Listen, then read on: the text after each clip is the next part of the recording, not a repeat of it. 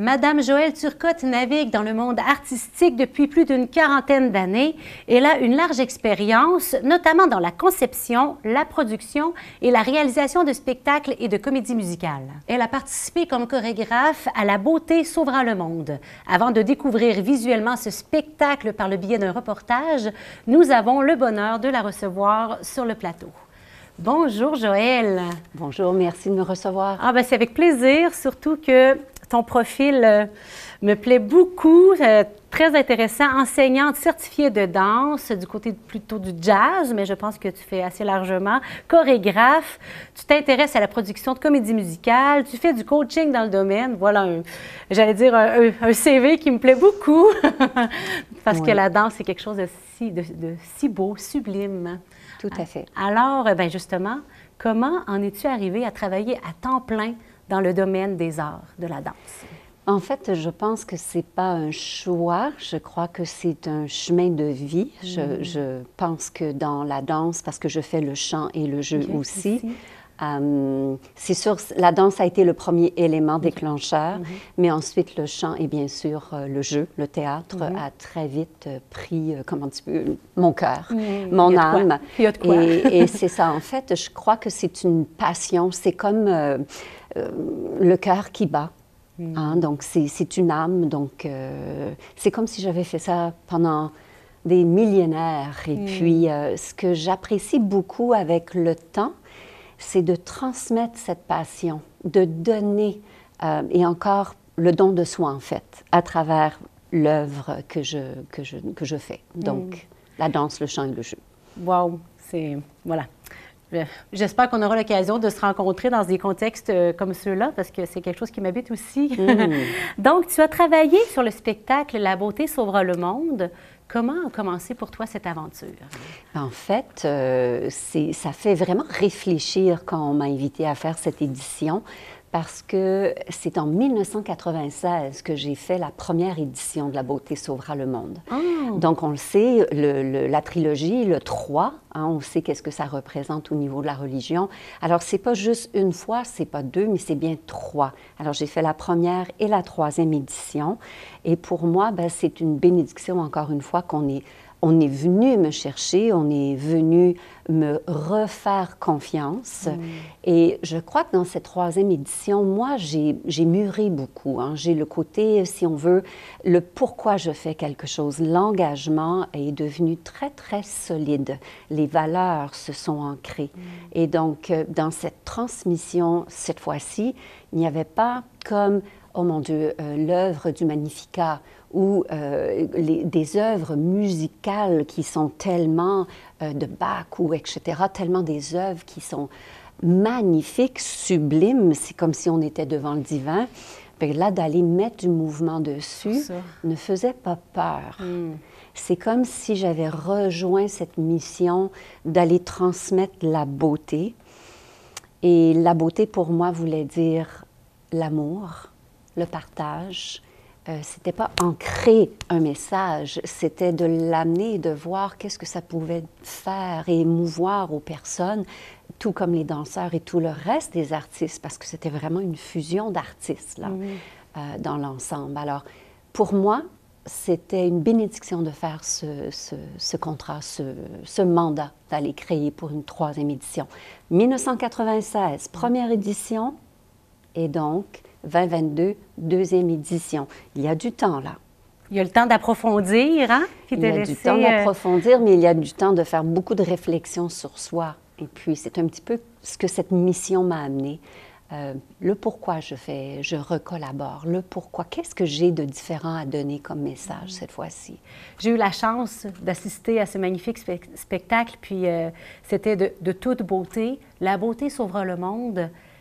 Qu'est-ce que ça veut dire pour toi? En fait, la beauté, le mot beauté, pour moi, je le représente dans la lumière, la spiritualité, telle qu'une personne le conçoit, parce qu'il y a différentes façons comment une personne va vouloir le véhiculer, en parler, le ressentir. Mais je crois que dans cette mission de lumière, dans cette beauté qui est le partage de soi, le don de soi, c'est l'amour. Le mot-clé, c'est l'amour. Donc, tout ce qu'on fait, si on le fait en confiance et en partage et en amour, on ne peut pas se tromper, en fait. C'est là où moi, personnellement, je parle pour moi, hein, c'est là où moi, personnellement, je suis rendue. Donc, si je peux inspirer qui que ce soit, si une personne a une mauvaise journée et à travers soit mon regard ou un sourire ou juste une assistance à une personne, ça n'a pas besoin d'être dans la danse ou dans l'art, hein, ça peut être dans la simple être humain qui partage et puis qui donne le meilleur de soi-même à un moment présent. Bien, c'est ça la beauté. Et à travers ce spectacle, cette fresque théâtrale qui regroupait plus de 100 artistes, il y avait l'orchestre en direct sous la direction d'Alexandre Dacosta, tout ça sous la tutelle et la création et la vision de Jacques Bellan avec le producteur délégué Daniel Legault. Et là, il y avait ces artistes du théâtre qui étaient extraordinaires, qui portaient cette œuvre, cette flamme, autant des jeunes que des moins jeunes. Et ensuite, tu avais les 7 danseurs qui, disons-le, étaient des professionnels et étaient des anges. Je faisais dans ma tête créer dans mon corps, qui, rendu à mon âge, ne peut plus bouger de la même manière qu'il faisait. Il mettait en œuvre ce que j'avais vu. Ce que tu portais? Ce que je portais, et même il l'ascendait encore plus, il le montait encore plus vers le divan. Fait qu'autant eux pouvaient en avoir des frissons que moi, et on espère que la mission a été accomplie. En tout cas, moi, j'en avais des frissons. Parfait, que le public a été touché. Mais là, on parle de la musique et on parle au niveau de la danse, mais en plus, il y avait le chant. Et il y avait des chants angéliques, il y avait des chanteurs populaires, il y avait vraiment de tout pour tous. Et quand on met toute cette cohésion, cette équipe technique aussi derrière, le montage, des montages, Sainte-Anne-de-Beaupré, à celle que vous avez vue comme à l'Oratoire ou à Trois-Rivières, c'est pas des églises, des oratoires qui sont faits pour des présentations de spectacles. Donc, ce montage était en foi, un acte de foi. Et là, quand on réalise le spectacle et que toute cette, cet amour se rassemble, ben c'est la beauté. Donc, c'est un acte de foi et d'amour.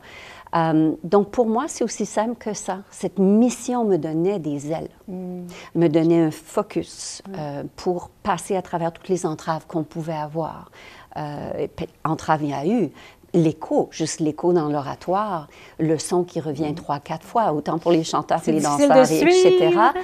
Mais en même temps, ce que moi j'ai appris avec le temps pour moi-même, c'est faire confiance, le lâcher prise et donner le meilleur et soutenir les équipes. Soutenir les équipes. C'est beau. Voilà. Je trouve ça beau quand tu parles de le lien entre la beauté et la lumière, entre la beauté et l'amour.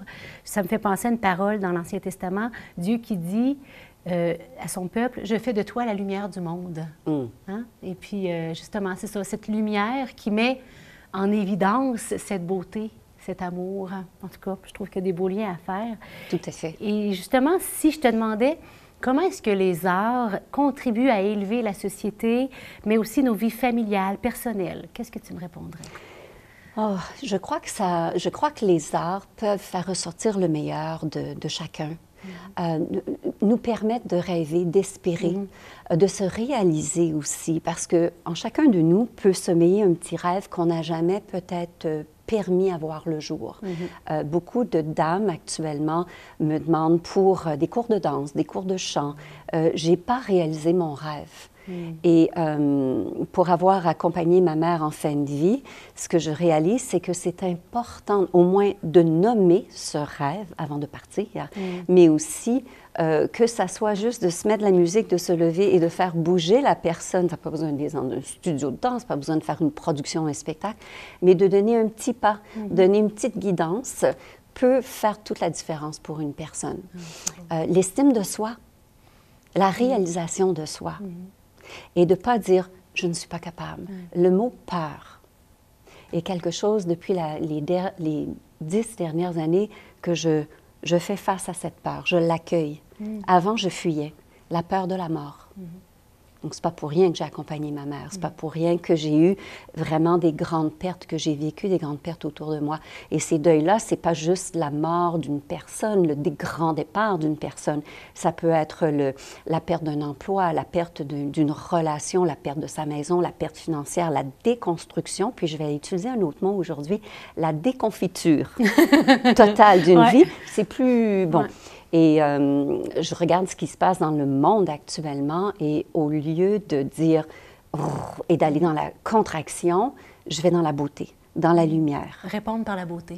Oui, dans l'espoir. Je vais aller nourrir, je vais donc prier, je vais donc me recentrer pour toujours sortir et donner le meilleur de moi-même dans tout ce que je fais au quotidien.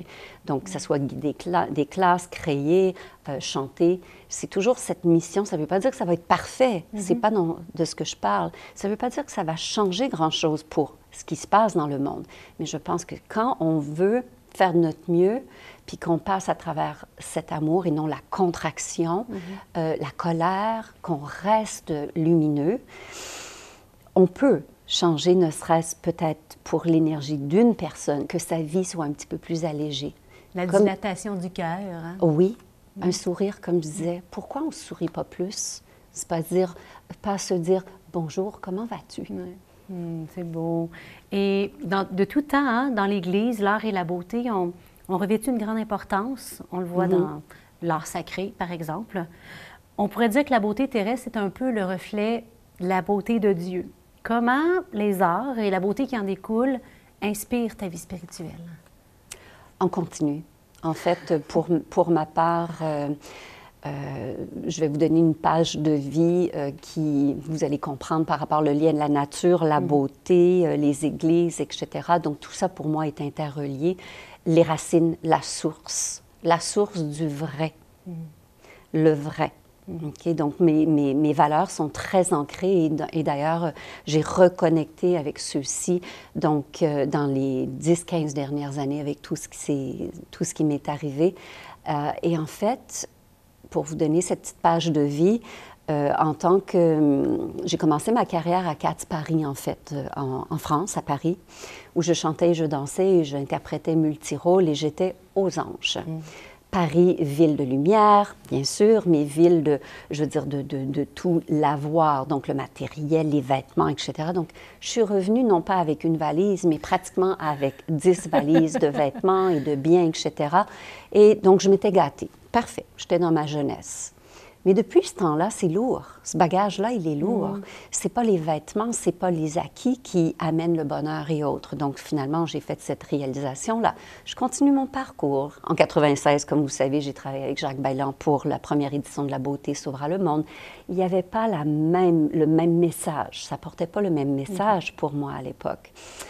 Et finalement, je me retrouve peut-être en 2001, 2002, 2000. Depuis 2000, j'étais meneuse de revue dans les casinos, Las Vegas, Reno. Je vendais du rêve. Avec les fossiles. Avec, comment dire, tout qui était, si on veut, faux. Mais moi, j'essayais de sortir cette lumière, cette vérité. Alors, j'ai fait un minimum de contrats. J'avais les plus grands salaires. J'avais atteint vraiment le maximum où je pouvais aller. J'étais heureuse, le top. Je chantais ma vie. Puis, à chaque fin de spectacle, je sortais de là et j'allais proche d'une petite rivière qui était fausse. C'était pas des vrais arbres. Tout était en béton, que du sable.